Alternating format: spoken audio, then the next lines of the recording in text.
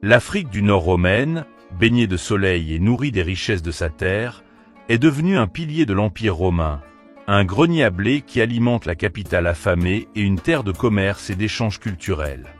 Mais sous la surface de cette prospérité matérielle, un nouveau courant se fait sentir, une force invisible qui va bouleverser en profondeur les structures de la société et les mentalités.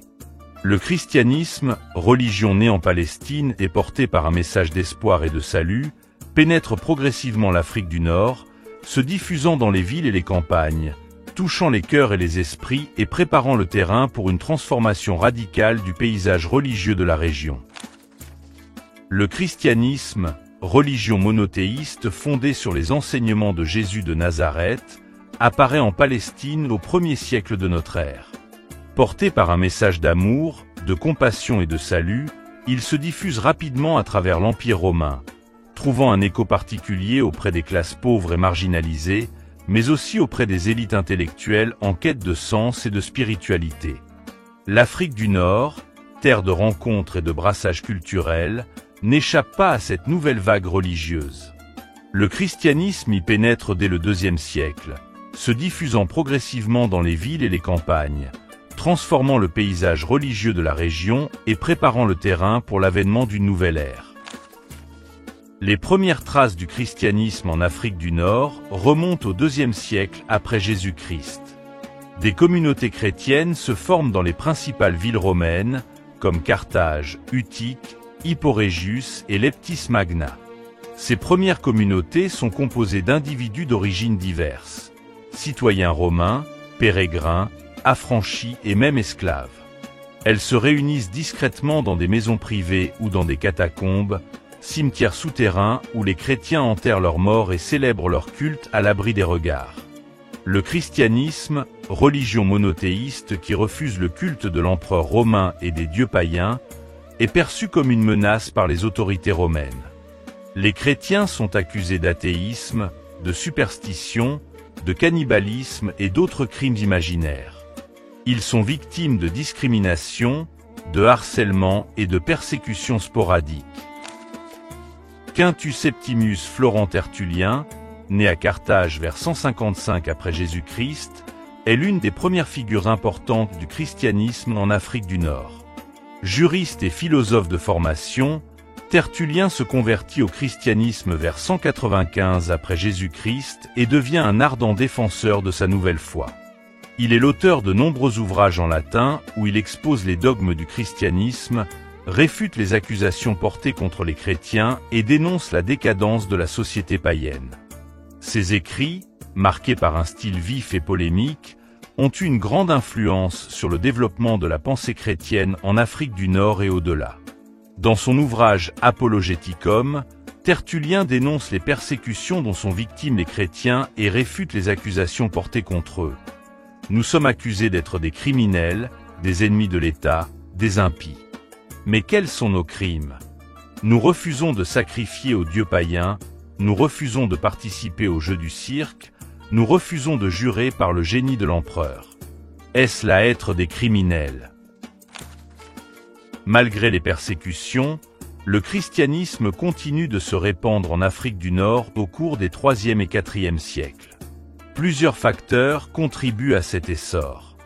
D'abord, le message d'espoir et de salut. Le christianisme, avec son message d'amour, de compassion et de salut, offre un espoir aux populations pauvres et marginalisées, ainsi qu'aux élites intellectuelles en quête de sens et de spiritualité. Ensuite, la solidarité entre chrétiens. Les communautés chrétiennes sont marquées par un fort esprit de solidarité et d'entraide. Les chrétiens s'entraident mutuellement, s'occupent des malades, des pauvres et des veuves, et se soutiennent face aux persécutions. Il y a aussi l'organisation de l'Église. L'Église chrétienne, avec sa hiérarchie de prêtres, d'évêques et de papes, s'organise progressivement et gagne en influence. Elle développe des structures d'enseignement, de charité et d'assistance, et elle joue un rôle de plus en plus important dans la vie sociale et culturelle. Enfin, le déclin du paganisme romain. Le paganisme romain, religion traditionnelle de l'Empire romain, est en déclin au IIIe siècle. Les cultes païens sont perçus comme désuets et incapables de répondre aux angoisses et aux aspirations spirituelles des populations. Au IIIe siècle, l'Empire romain connaît une période de crise politique, économique et militaire. Les empereurs romains, affaiblis et confrontés à des menaces extérieures et intérieures, cherchent des boucs émissaires pour expliquer les malheurs de l'Empire. Les chrétiens, avec leur refus du culte impérial et leurs croyances jugées subversives, deviennent une cible idéale.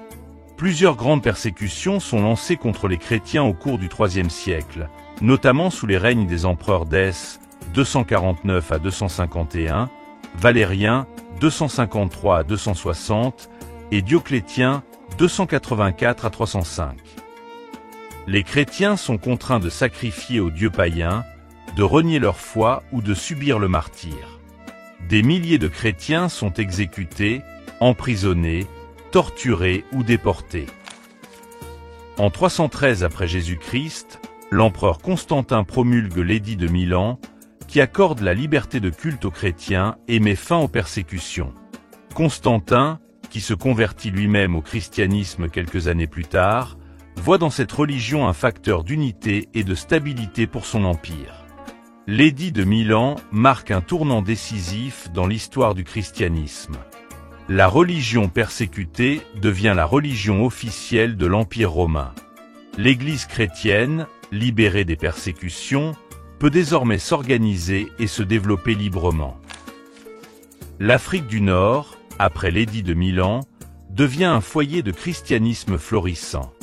De nombreuses églises sont construites, des monastères se développent et l'Afrique du Nord donne à l'Église plusieurs papes et de nombreux saints et martyrs. L'Église d'Afrique se distingue par sa ferveur religieuse et son dynamisme intellectuel. Elle est le lieu de grands débats théologiques et philosophiques qui vont influencer le développement de la pensée chrétienne. Augustin d'Hippone, né à Tagaste, actuel Soukaras en Algérie, en 354 après Jésus-Christ, est sans doute la figure la plus importante de l'Afrique chrétienne. Philosophe, théologien, évêque d'Hippone, actuel Annaba en Algérie, Augustin est l'un des pères de l'Église latine et l'un des plus grands penseurs de l'histoire du christianisme. Son œuvre, immense et influente, aborde des sujets aussi variés que la philosophie, la théologie, l'exégèse biblique, la morale et la politique. Ses confessions, récit autobiographique de sa conversion au christianisme, et La Cité de Dieu, ouvrage monumental sur la philosophie de l'histoire, sont considérés comme des chefs-d'œuvre de la littérature chrétienne et ont une influence considérable sur la pensée occidentale. L'Église d'Afrique est également marquée par un schisme important, le donatisme. Ce mouvement, né au début du IVe siècle, conteste la validité des sacrements administrés par des prêtres qui ont renié leur foi lors des persécutions. Les donatistes, qui se présentent comme les vrais chrétiens, s'opposent à l'Église officielle et développent leur propre hiérarchie et leur propre structure. Le donatisme est un phénomène complexe, qui reflète à la fois des tensions religieuses, sociales et politiques au sein de l'Afrique romaine. Il divise profondément les communautés chrétiennes d'Afrique du Nord et affaiblit l'Église face aux défis qui l'attendent. Le christianisme, en s'implantant en Afrique du Nord, a transformé en profondeur la société et la culture de la région. Il a introduit de nouvelles valeurs, de nouvelles croyances et de nouvelles pratiques religieuses, et il a contribué au développement de l'art, de la littérature et de la philosophie. L'Afrique du Nord chrétienne a donné à l'Église de grands penseurs, comme saint Augustin d'Hippone, et des martyrs qui ont témoigné de leur foi jusqu'à la mort. Cependant, l'Église d'Afrique a également connu des divisions et des crises, comme le donatisme, qui ont affaibli sa cohésion et sa capacité à résister aux défis à venir. L'Afrique du Nord, grenier de Rome des terres de christianisme, est un joyau de l'Empire romain. Mais cet empire, affaibli par des crises internes et menacé par des invasions barbares, va bientôt connaître un déclin inéluctable. L'Afrique du Nord, intégrée à l'Empire, va partager son destin et entrer dans une nouvelle ère marquée par les invasions, les guerres et l'avènement d'une nouvelle religion. L'Empire romain d'Occident s'effondre au Ve siècle, laissant l'Afrique du Nord à la merci de nouveaux conquérants, les Vandales. Ces guerriers germaniques, venus du nord de l'Europe, vont s'emparer de l'Afrique du Nord et y imposer leur domination pendant près d'un siècle.